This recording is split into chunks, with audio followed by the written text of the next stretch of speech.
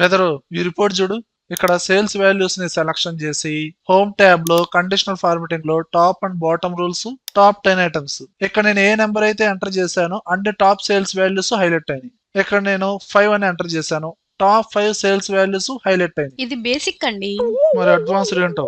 ఇక్కడ number enter చేశాను, ఆ నెంబర్ ని బట్టి టాప్ సేల్స్ హైలైట్ అవ్వాలి. మరి బాటమ్ సేల్స్ వాల్యూ? అది ఉంది. ఇక్కడ ఎంటర్ చేసిన నెంబర్ ని బట్టి బాటమ్ సేల్స్ హైలైట్ అవ్వాలి. దీనికన్నా అడ్వాన్స్డ్ లేదా?